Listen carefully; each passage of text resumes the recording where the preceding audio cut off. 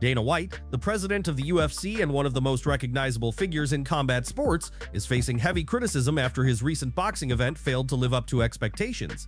The controversy arose during last night's highly anticipated Canelo Alvarez vs. Terence Crawford card, which many fans had hoped would deliver a streamlined and exciting viewing experience.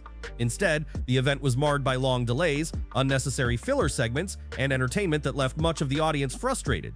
Viewers quickly took to social media to express their disappointment.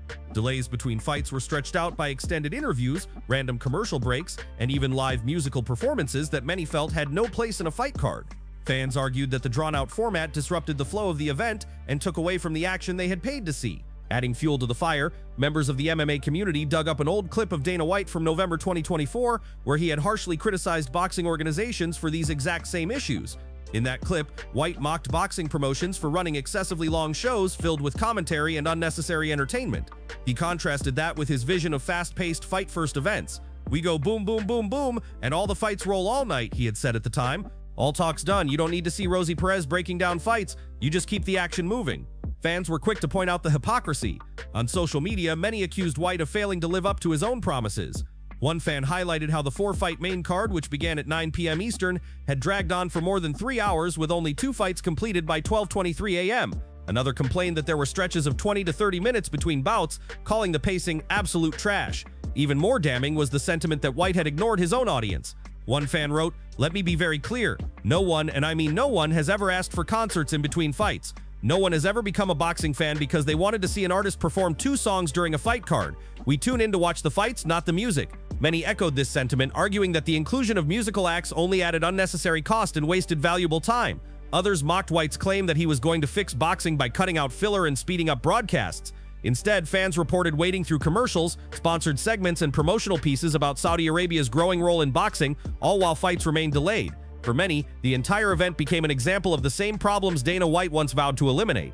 Viewers described the night as painfully slow, with one fan joking that years of my life have passed by while watching this card. Out of 8 total fights, several ended in under 4 rounds, yet the overall broadcast still dragged on for more than 7.5 hours. In the end, the backlash was swift and loud. What was meant to be a landmark night of boxing instead turned into a public relations headache for Dana White. Fans expected action, energy, and efficiency. What they got was a drawn-out spectacle filled with everything except the thing they came to see, the fights. Before moving on to the next news, we have a quick request for you. We're always working to improve our content and truly value your support. If you could take a moment to leave a like on this video, subscribe to the channel, and hit the bell icon, it would mean a lot to us. That way, you'll never miss an update.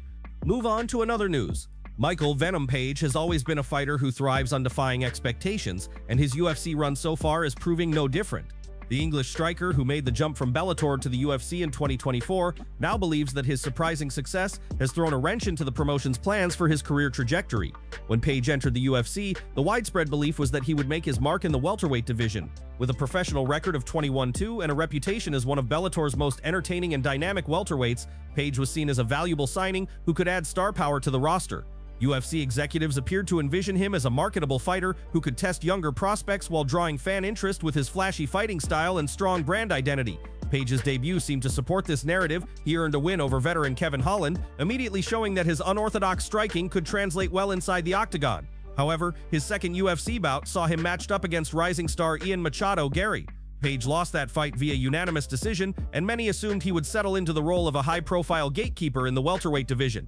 But the UFC's plans took an unexpected turn when Page was booked against middleweight Shara Magomedov. Instead of serving as a stepping stone, Page shocked fans and analysts by defeating the dangerous prospect. He then followed that up with a victory over Jared Cannonier, one of the most respected contenders in the middleweight division. Suddenly, Page found himself among the top-ranked middleweights, a position almost no one had predicted when he signed with the promotion. During a recent press conference for his Total Combat Karate promotion, Page addressed this surprising shift in his career. "It's weird. I feel like I'm in a very difficult space," he said. "The difficult space is that I feel the UFC, because of my age and the timing of things, thought they could use my brand to build up their fighters. But then I started beating them. It's like, we don't want to do that anymore. And the more senior guys who have been around a long time, they don't really want to fight me either." Page's comments highlight the unusual position he now occupies. At 37 years old, he is older than many of the UFC's rising stars, yet his skill set and recent performances have proven he is far more than just a veteran name for prospects to build their resumes against. At the same time, established contenders may see him as a dangerous opponent with little upside, creating matchmaking challenges for the promotion. Despite the uncertainty, Page has remained vocal about the fights he wants. He reiterated his interest in facing Carlos Prates, even though Prates is currently scheduled to challenge Leon Edwards at UFC 220. Page also revealed his desire to compete again before the end of the year, targeting either November 15 or December 6. "I just want to get one more on this side of the year before the new year," he explained, "but I don't see many people raising their hands." Whether the UFC originally envisioned him as a star builder or a contender, Michael Page has once again proven that he refuses to follow anyone's script but his own. His unpredictable rise at middleweight has not only kept fans intrigued but may also force the UFC to rethink how to best utilize one of its most unique fighters. Move on to another news. The UFC lightweight division continues to stir debate, and one of the biggest topics right now is the possibility of a showdown between Ilia Topuria, the reigning lightweight champion, and top contender Arman Tsarukyan. Many believe Tsarukyan presents one of the clearest threats to Topuria's reign, with his relentless pace, strong wrestling background, and a 9-1 record in his last 10 outings. However, not everyone is convinced that the Armenian contender has what it takes to dethrone the champion. Tsarukyan, currently ranked number 2 in the UFC lightweight rankings, has not fought since he withdrew last minute from a scheduled bout against Islam Makhachev earlier this year. Despite his absence, speculation about a potential fight with Topuria has only grown louder. Some fans even accuse Topuria of ducking Tsarukyan, though both UFC President Dana White and Topuria himself have stated that the fight is not happening next. Adding fuel to the conversation, one of Tsarukyan's own teammates at American Top Team, Renato Moicano Silva, recently offered a candid assessment of how the matchup might play out. Speaking with MMA Fighting, Silva acknowledged that Tsarukyan is the guy to fight Topuria, and that his credentials make the fight undeniable. Yet he issued a stark warning: Tsarukyan may not have the tools to win. "When I fought him in 2023, I was able to land a good left hand," Silva explained, highlighting flaws in Tsarukyan's striking defense. "He has weaknesses on his feet. That's something Topuria could exploit." Silva went further, analyzing Topuria's style in contrast to Tsarukyan's. "Topuria is a complicated fight for him. Ilia has very good takedown defense, great grappling, and solid wrestling. He's proven he can stuff takedowns and then punish opponents with his boxing. That makes it hard for Arman to impose his game plan. Tsarukyan's strengths, his speed, cardio, and grappling transitions are undeniable." Silva praised him as very tough and hard to keep up with. But in his view, Topuria's balanced skill set makes him the rightful favorite if the two were ever to meet inside the octagon. "It's hard to avoid Topuria. He's shown that in his fights. I see Topuria as the favorite for this fight," Silva said. Silva's praise for the champion didn't stop there. He expressed confidence that Topuria has the tools to remain at the top of the division for a long time. "He will last long in the division. I don't know what the UFC's exact plans are for him, whether they'll eventually match him with Makhachev or not, but I see him being a dominant champion for some time. For now, Tsarukyan remains a highly ranked contender waiting for his next opportunity. His track record suggests he has earned his place near the top, but Silva's words highlight the challenges that lie ahead. If a clash with Topuria materializes, fans could be looking at one of the most compelling stylistic battles in the division. Until then, the debate rages on.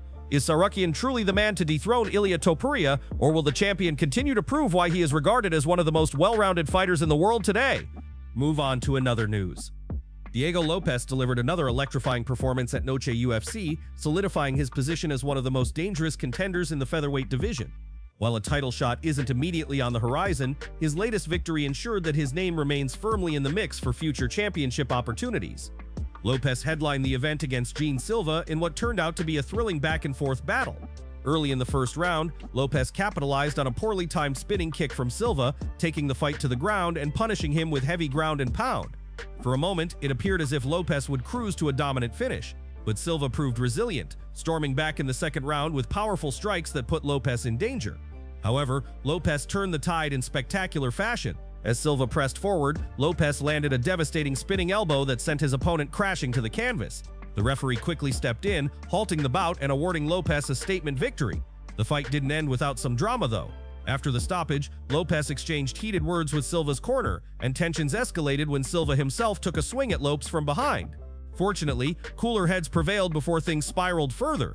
In his post-fight interview with Full Send MMA, Lopes explained the confrontation with Silva's team. According to him, one of Silva's coaches had been disrespecting him on social media in the lead-up to the fight.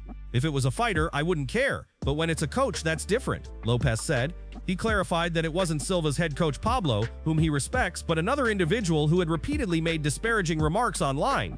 The victory over Silva came at a crucial time for Lopes, who had not competed since April when he fell short in his bid to capture the vacant featherweight title against Alexander Volkanovski. The loss temporarily derailed his momentum, but Saturday's win put him back on track as a legitimate contender. Still, given that he is only one fight removed from a title defeat, Lopes will likely need a couple more high-profile victories before earning another shot at gold. The UFC, meanwhile, is reportedly targeting a matchup between Volkanovski and Lerone Murphy. That leaves Lopes looking at other possible options. One intriguing possibility is Movsar Evloev, the undefeated Russian who currently sits at the top of the contender list.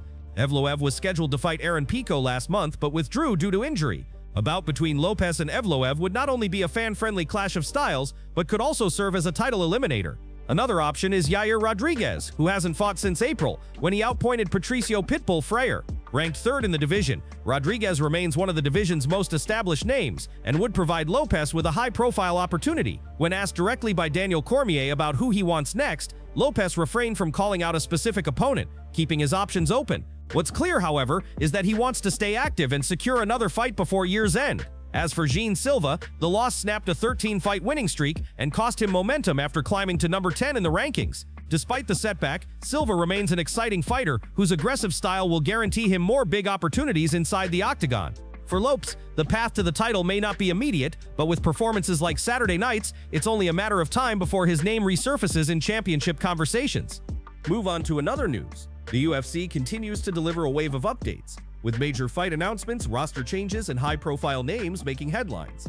From heavyweight clashes to Conor McGregor's latest remarks about the historic White House card, here's everything you need to know about what's happening inside and outside the octagon.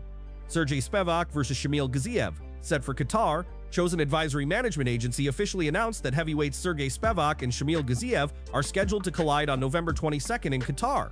For Spivak, this bout represents a chance to rebound after suffering a decision loss to Waldo Cortez Acosta back in June.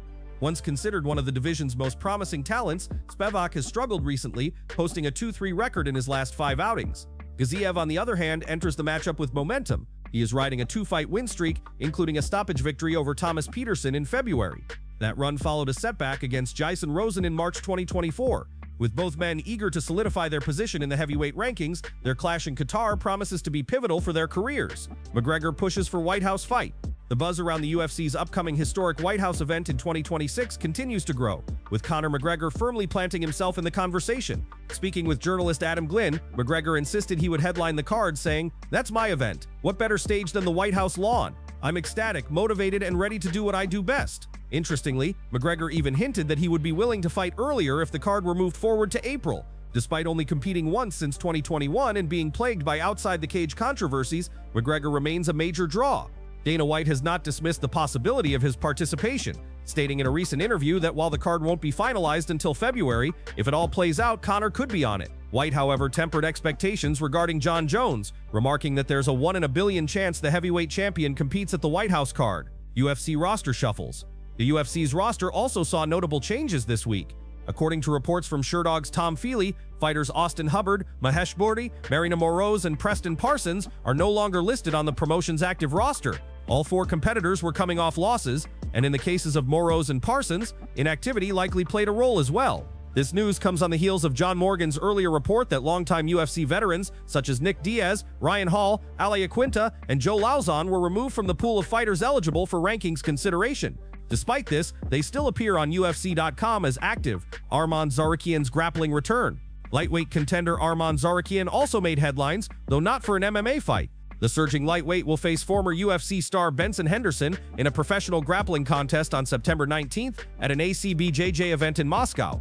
This marks Tsarukyan's 3rd grappling match of 2025, following victories over Maka Sherib-Zukov and Patrick E. Pitbull Freire earlier this year. For Henderson, this will be his first competition since a decision loss in a boxing match against Idris Virgo in 2024. His last grappling appearance came in 2023, where he was submitted by rising star Nimel. From heavyweight showdowns to roster shakeups and McGregor's bold ambitions, the UFC continues to set the stage for an eventful end to 2025 and a historic 2026.